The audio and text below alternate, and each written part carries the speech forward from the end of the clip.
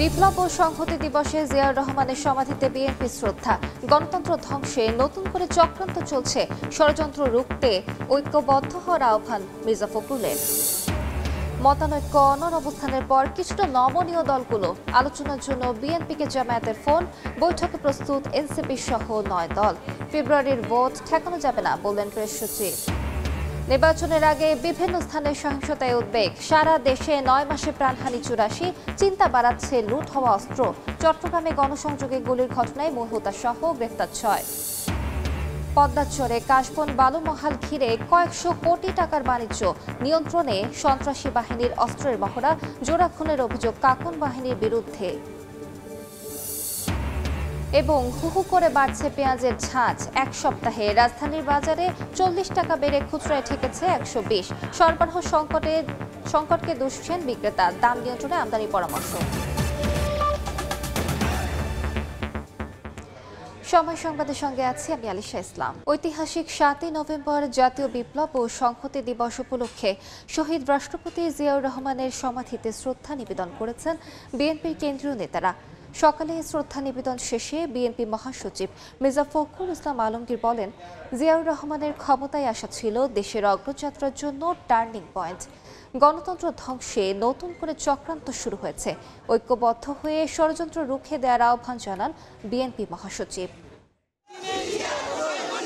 ঐতিহাসিক 7 নভেম্বর বিপ্লব ও সংহতি দিবস উপলক্ষে শহীদ রাষ্ট্রপতি জিয়াউর রহমানের সমাধিতে নেতাকর্মীদের ভিড়। প্রিয় নেতার সমাধিতে শ্রদ্ধা জানাতে শুক্রবার সকালে শেরে বাংলা নগরে জড়ো হন তারা। বিএনপি মহাসচিবের নেতৃত্বে কেন্দ্রীয় নেতারা ফুল দিয়ে শ্রদ্ধা নিবেদন করেন। দোয়া মোনাজাত শেষে গণমাধ্যমে কথা বলেন মির্জা ফখরুল ইসলাম আলমগীর। বলেন, 75-এ জিয়াউর রহমানের ক্ষমতায় আসা ছিল দেশের জন্য টার্নিং পয়েন্ট, যিনি দেশের অগ্রযাত্রার ভিত্তি স্থাপন করেছিলেন। বীরুত্তমকে গৃহবন্দী থেকে উদ্ধার করে নিয়ে এসে তাকে রাষ্ট্র পরিচালনার দায়িত্ব অর্পণ করা হয়। এই দেশটি ছিল বাংলাদেশের অগ্রগতির একটা টার্নিং পয়েন্ট। শহীদ জিয়াউর রহমান একদলীয় ব্যবস্থা থেকে বহুদলীয় গণতন্ত্রে ফেরত নিয়ে আসেন। বিএনপি মহাসচিব অভিযোগ করেন, 24-এর গণঅভ্যুত্থানের পর নতুন করে আবারও গণতন্ত্রকে ধ্বংস করার চক্রান্ত চলছে। ঐতিহাসিক 7 নভেম্বরের মতো সবাইকে ঐক্যবদ্ধ হয়ে ষড়যন্ত্র রুখে দেওয়ার আহ্বান জানান মির্জা ফখরুল। আজকে যখন বাংলাদেশে বিভিন্ন রকম এই গণঅভ্যুত্থানের পরে যখন বিভিন্ন রকমভাবে একটা প্রচেষ্টা চক্রান্ত চলছে এই গণতন্ত্রকে আবার ধ্বংস করার জন্য, সেই মুহূর্তে এই 7ই নভেম্বর বিপ্লব ও সংহতি দিবস আমাদেরকে সেই পথেই যেতে অনুপ্রাণিত করে, যে পথে সত্যিকার অর্থে আমরা বাংলাদেশে গণতান্ত্রিক রাষ্ট্র নির্মাণ করতে পারবো। জিয়াউর রহমানের দেখানো পথে দেশকে এগিয়ে নিতে সবার প্রতি আহ্বান জানান বিএনপি মহাসচিব। আহমেদ সালেহীন, সময় সংবাদ, ঢাকা। বাংলা একাডেমিতে একটি অনুষ্ঠানে বক্তব্য রাখছেন এনসিপির আহ্বায়ক নাহিদ ইসলাম। আমরা সরাসরি চলে যাচ্ছি সেখানে। আমরা সবসময় সামনে থাকবো, সেই রাজনৈতিক লড়াই আমরা চালিয়ে যাব। আমরা ভাঙতে পারবো খুব সহজেই, কিন্তু গড়ার কাজের জন্য কিন্তু আপনাদেরকেই এগিয়ে আসতে হবে, আপনাদেরকেই আমাদের প্রয়োজন। ফলে ব্যক্তির মানবিক মর্যাদা পুনরুদ্ধার এবং আমাদের সমাজ সংস্কৃতিতে সকল ধরনের যে কোনো চেতনার নামেই, যে কোনো আদর্শের নামে যে নানা ধরনের ফ্যাসিবাদ রয়েছে, ফ্যাসিবাদী প্রবণতা রয়েছে, বিশ্ববিদ্যালয়ের ভিতরেও একটা ফ্যাসিবাদী কাঠামো রয়েছে, সেই সকল কিছুকে সংস্কার করে পুনর্গঠন করে একটা গণতান্ত্রিক ব্যবস্থা আমাদেরকে প্রতিষ্ঠা করতে হবে এবং বিশ্ববিদ্যালয়ের সম্পূর্ণ মেরিট বেসড একটা এডুকেশন সিস্টেম, নলেজ সিস্টেম আমাদেরকে গড়ে তুলতে হবে। এটাই কিন্তু আমাদের দাবি ছিল। আমরা মেধাভিত্তিক বাংলাদেশ করতে চেয়েছিলাম, যাতে একজন ছাত্র, একজন শিক্ষক তার মেধার মূল্যায়নটা পায়। দ্বিতীয়ত হচ্ছে, আমাদের এই গণ অভ্যুত্থানের একটা প্রেক্ষাপট ছিল অর্থনৈতিক সংকট, বিশেষত যা সবচেয়ে বড় ভুক্তভোগী হয়েছিল তরুণরা চাকরি পাচ্ছিল না। আমাদের সামনে দুইটা অপশন ছিল, একটা সরকারি চাকরিতে যেতে হবে অথবা বিদেশ চলে যেতে হবে। আর কোনো স্বপ্নই আমরা যারা বিশ্ববিদ্যালয়ে পড়তাম, আমাদের যারা বন্ধু বান্ধব, আমরা কেউ এটা দেখতে পারতাম না। এবং এই দুইটার মধ্য দিয়ে মানুষ, আমরা তরুণরা কিছুটা দেখতে পারতো, সে তার সামাজিক একটা উন্নয়ন ঘটাতে পারবে, ভাগ্যের উন্নয়ন ঘটাতে পারবে। কিন্তু এই সরকারি চাকরিতেও পরে যখন কোটার বড় একটা অবস্টাকেল হয়ে দাঁড়ালো, বাধা হয়ে দাঁড়ালো, ফলে এই যে অর্থনৈতিক সংকট এবং কর্মসংস্থান, এখন অনেক রাজনৈতিক দল নির্বাচন আসতেছে, অনেক ধরনের ইশতেহার, এত কোটি চাকরি হয়ে যাবে, এত কোটি চাকরি দিবে, তরুণরা কেউ আর বেকার থাকবে না। কিন্তু এই কথাগুলো যখন আমরা বলি, আমরা যাতে আসলে মিন করে বলি, আমরা কোন প্রক্রিয়ায় এই কর্মসংস্থান তৈরি করব, কোন প্রক্রিয়ায় তরুণদেরকে আমরা ক্ষমতায়িত করব, এটার কিন্তু কোনো প্রস্তাবনা কেউই হাজির করতে পারছে না। জাতীয় নাগরিক পার্টির পক্ষ থেকে আমরা আমাদের 24 দফায় শিক্ষা ইশতেহার দিয়েছি, অর্থনৈতিক ইশতেহার দিয়েছি, আমরা সেখানে কিছুটা বলার চেষ্টা করেছি। আমরা সরাসরি যুক্ত ছিলাম বাংলা একাডেমিতে। বক্তব্য রাখছেন এনসিপির আহ্বায়ক নাহিদ ইসলাম। তার বক্তব্যের বাকি অংশ দেখতে ভিজিট করুন সময় টিভির ফেসবুক পেজে। জুলাই অভ্যুত্থান পরবর্তী সংস্কার প্রক্রিয়াকে একটি পক্ষ থামিয়ে দেওয়ার চেষ্টা করছে বলে মন্তব্য করেছেন জামায়াতের নায়েবে আমির সৈয়দ আব্দুল্লাহ মোহাম্মদ তাহের। সকালে রাজধানীর চিন্মৈত্রী সম্মেলন কেন্দ্রে ইসলামী ছাত্র শিবির আয়োজিত কেন্দ্রীয় ছাত্র সংসদ প্রতিনিধি সম্মেলনে এই কথা বলেন সৈয়দ তাহের। তিনি আরও বলেন, ছাত্র সংসদ নির্বাচনে যে আদর্শিক সংগঠনকে শিক্ষার্থীরা বেছে নিয়েছে, জাতীয় নির্বাচনেও 4 কোটি তরুণেরা তাদেরকে বেছে নেবে। এ সময় তিনি প্রত্যাশা করেন 24-এর অভ্যুত্থানে ছাত্র সমাজ যেভাবে অপশাসনের পতন ঘটিয়েছে, এখন সমাজ থেকে দুর্নীতি বিলোপেও ভূমিকা রাখবে। অনুষ্ঠানে ডাকসু, জাকসু, চাকসু ও রাকসুর নির্বাচিত ছাত্র প্রতিনিধিরা অংশ নেন।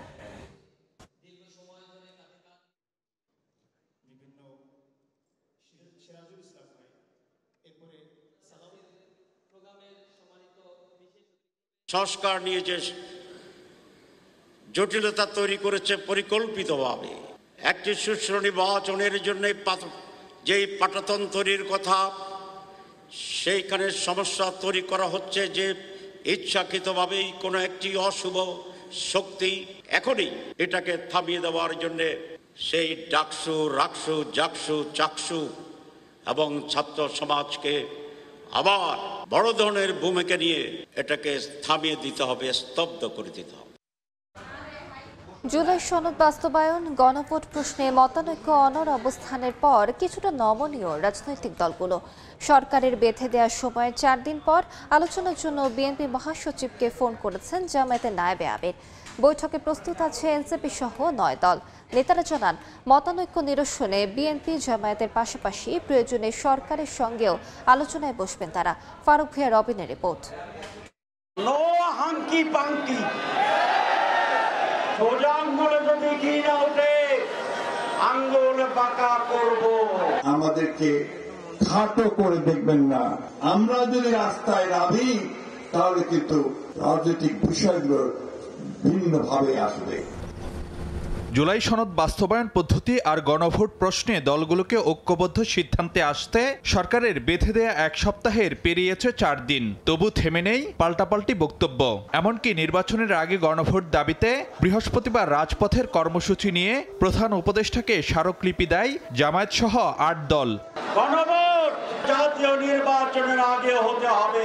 প্রয়োজনে নির্বাচন ফেব্রুয়ারিতে হবে না, আরো 2 মাস পরে হবে। এই গণভোটের এত ডেসপারেশন কেন? আইন ভঙ্গ করতে হবে, সংবিধান ভঙ্গ করতে হবে, তাহলে তো ডাল মে কুছ কালা হ্যায়। নির্বাচনের দিনই গণভোট হবে, তার আগে ঘুরতে হবে না। মাঠের উত্তপ্ত বক্তব্যের মধ্যেই বৃহস্পতিবার রাতে বিএনপি মহাসচিব মির্জা ফখরুল ইসলাম আলমগীরকে ফোন করে আলোচনার আহ্বান জানান জামায়াতের নায়েবে আমির ডাক্তার সৈয়দ আব্দুল্লাহ মোহাম্মদ তাহের। এ বিষয়ে দলীয় ফোরামে আলোচনা করে সিদ্ধান্ত জানাবে বিএনপি। আর রাতেই দলটির স্থায়ী কমিটির বৈঠক শেষে প্রেস বিজ্ঞপ্তিতে আশা করা হয় নিত্য নতুন প্রশ্ন উত্থাপন বা সংকট তৈরি করে নির্বাচনে বাধা সৃষ্টি করবে না কোনো দল। এছাড়া সনদ সই আর নির্বাচনের দিনে গণভোট আয়োজনের বিষয়ে নিজেদের অবস্থান স্পষ্ট করার পরও সরকার কেন আবার সময় বেঁধে দিল তা নিয়ে প্রশ্ন রয়েছে বিএনপির। এটা কি মার্শাল নাকি যে সমন জারি করলাম আর 7 দিনের মধ্যে সব করতে হবে? আমরা তো আমাদের কথা বলেই দিয়েছে, আমরা সনদে সই করেছি, তারপরে আবার কি আমরা কি করব? আমরা আমাদের কথা সবসময় জানিয়ে দিচ্ছি। অন্যদিকে আস্থার সংকটের কথা তুলে নির্বাচনের আগেই গণভোট দাবিতে অনড় জামায়াত। একই দিনে ভোট হওয়াটা একটা ফাঁদানো ফাঁদটা কি?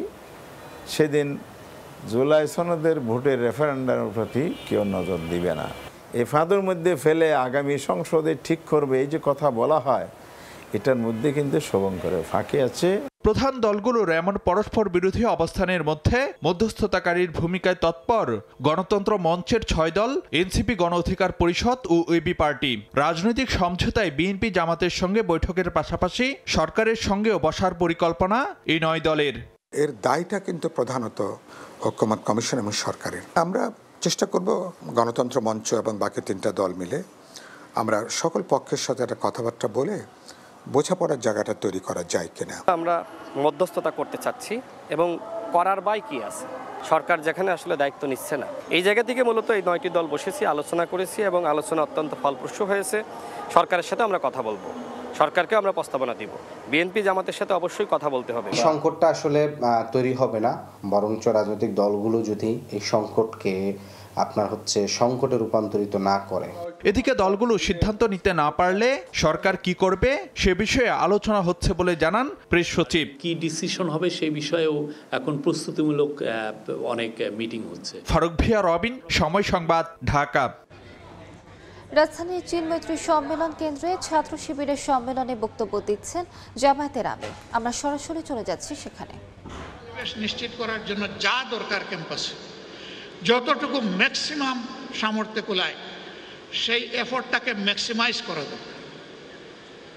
নাম্বার 2, অতীতের কলুষিত ছাত্র রাজনীতিতে আমরা শুনতাম, আমরা দেখতাম ছাত্র সংসদে যারা নির্বাচিত হন তারা বিশ্ববিদ্যালয় এবং কলেজগুলার বিভিন্ন উন্নয়নমূলক কর্মকাণ্ডে তারা জড়ায় পড়েন, তারা অংশ বসান, অসৎ উপায়ে রুজি করেন। আমরা সততার পরীক্ষায় এই ছাত্র সংসদগুলোকে শতভাগ উন্নীত দেখতে চাই। এইখানে 1% কোনো ফেইলিওর এই জাতি দেখতে চায় না, কারণ ইতিমধ্যে যুবকদের নিয়ে জাতির যে অ্যাসপিরেশন তৈরি হয়েছিল, কারো কারো ভুলের কারণে সেই জায়গায় ভাটা পড়েছে। আমি চাই সেই ভাটার জোয়ার এই ছাত্র সংসদগুলোর মাধ্যমে ফিরে আসুক। তারা যেন প্রমাণ করে যে না, কয়েকজন মানুষের ব্যর্থতা মানে গোটা ছাত্র সমাজের ব্যর্থতা নয়, এটা আমরা মেনে নেব না। আমরা প্রমাণ করব ছাত্ররা সবসময় ন্যায় সত্যের পক্ষে, কল্যাণের পক্ষে এবং ছাত্ররা সবসময় বৈষম্যহীনতার পক্ষে। আমার 3 নম্বর প্রত্যাশা, একজন নাগরিক হিসাবে ভবিষ্যতের বৃহৎ নেতৃত্বের জন্য নিজেকে তৈরি করো। তোমাদের হাতে নেতৃত্ব তুলে দিয়ে আমরা পিছন থেকে তোমাদেরকে শক্তি যোগাতে চাই। দেশের ককপিটে তোমাদেরকে বসাতে চাই। তোমরা ককপিটে বসে দেশ পরিচালনা করবা, পিছন থেকে আমরা তোমাদের জন্য দোয়া করব, শক্তি যোগাবো। আমরা সরাসরি যুক্ত ছিলাম চীন মৈত্রী সম্মেলন কেন্দ্রে। সেখানে বক্তব্য রাখছিলেন জামায়াতের আমির ডক্টর শফিকুর রহমান। পতিত সরকারের আমলের কিছু সুবিধাভোগী নির্বাচন নিয়ে বিভ্রান্তি ছড়াচ্ছে বলে মন্তব্য করেছেন প্রধান উপদেষ্টার প্রেস সচিব শফিকুল আলম। সকালে নেত্রকোনায় সাংবাদিকদের সঙ্গে মতবিনিময় সভায় তিনি আরও বলেন, ফেব্রুয়ারির নির্বাচন ঠেকানো সার্থক কারণে নির্বাচন নিয়ে কোনো বিভ্রান্তি নাই। যারা বিভ্রান্ত করছেন তারা আপনি খুঁজে দেখবেন যে তারা হচ্ছেন এই পতিত স্বৈরাচারের দোসর ছিলেন। হয়তোবা তার কাছ থেকে পূর্বাচলের প্লট পেয়েছেন, নতুবা তার কাছ থেকে কোনোভাবে কোনো মনিটারি বেনিফিট পেয়েছেন, বা তার দ্বারা তারা সেই সময় খুব সুখে শান্তিতে ছিলেন বা অনেক ধরনের বেনিফিটস পেয়েছেন। নির্বাচন নিয়ে কোনো ধরনের কোনো বিভ্রান্তি, নির্বাচন ফেব্রুয়ারির প্রথমার্ধে হবে। চট্টগ্রাম 8 আসনে বিএনপি প্রার্থী এরশাদুল্লাহর গণসংযোগে হামলার ঘটনায় র্যাবের ব্রিফিং চলছে। আমরা সরাসরি চলে যাচ্ছি সেখানে। বাসা থেকে গ্রেফতার করাটা তো অপরাধ না। আচ্ছা, এই অস্ত্র যেটা আমরা উদ্ধার করেছি আসামি সহ অস্ত্র, এটা হচ্ছে রাউজানে যে গোলাগুলির ঘটনা ঘটেছিল সেই ঘটনার আসামির কাছ থেকে অস্ত্র পেয়েছি। এই অস্ত্রটা বিদেশি অস্ত্র দেখে, যদিও উপরের একটু পুরাতন হয়ে গেছে, কোন দেশের নামটা লেখা নেই, বাট দেখে মনে হচ্ছে এটা তার্কিশ অস্ত্র হবে। এটা আমাদের আইন শৃঙ্খলা রক্ষাকারী বাহিনী কর্তৃক ব্যবহৃত অস্ত্র না, এটা ওই ক্যালিবারের না, অন্য ক্যালিবারের অস্ত্র।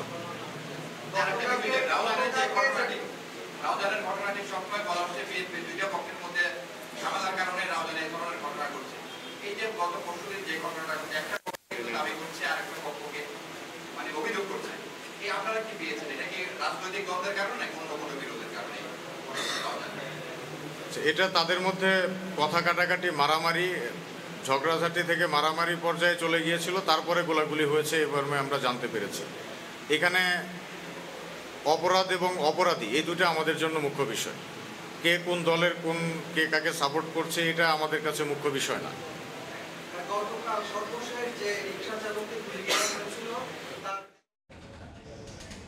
আমরা সরাসরি যুক্ত ছিলাম চট্টগ্রামে, সেখানে এরশাদুল্লাহর গণসংযোগে হামলার ঘটনায় র্যাবের ব্রিফিং চলছে। ব্রিফিং এর বাকি অংশ দেখতে ভিজিট করুন সময় টিভির ফেসবুক পেজে। পেঁয়াজের ঝাঁজে জ্বলছে ক্রেতার চোখ। রাজধানীর বাজারে সপ্তাহ ব্যবধানে কেজিতে 30 থেকে 40 টাকা বেড়েছে এই নিত্য পণ্যের দাম।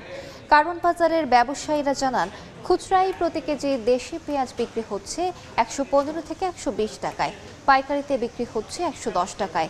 সপ্তাহ ব্যবধানে শিম, বেগুন, টমেটো, শসা, করলা সহ কয়েকটি সবজির দামও বেড়েছে। তবে বেশিরভাগই রয়েছে স্থিতিশীল। দাম নিয়ে ক্রেতাদের রয়েছে মিশ্র প্রতিক্রিয়া। ব্রাহ্মণবাড়িয়া ও নোয়াখালীতে আলাদা দুর্ঘটনায় শিশুসহ 3 জন নিহত হয়েছেন। ভোরে ব্যাটারি চালিত অটোরিকশায় সবজি নিয়ে সরাইল বাজারে যাচ্ছিলেন ব্যবসায়ী মুসলিম মিয়া। পথে বট্টাপাড়া এলাকায় নাসিরনগরগামী একটি ট্রাক অটোরিকশাকে ধাক্কা দেয়। এতে ঘটনাস্থলেই প্রাণ হারান চালকসহ 2 জন। এদিকে নোয়াখালীর সোনাপুরে বাসের ধাক্কায় 5 বছরের শিশু নিহত হয়।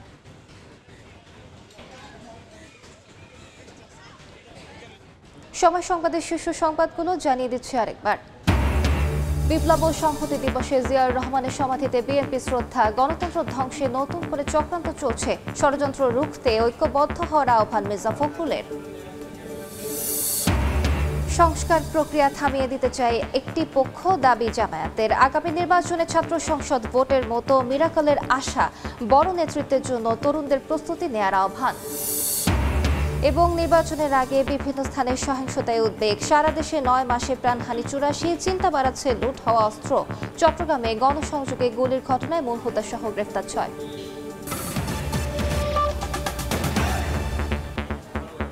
এই ছিল দুপুর 12টার সময় সংবাদে। খেলার সময় সঙ্গে থাকবেন তারেক হাসান শিমুল। ধন্যবাদ আলিশা। বিশ্বের নানা প্রান্তের খেলাধুলার খবর জানিয়ে দেব আমি তারেক হাসান শিমুল।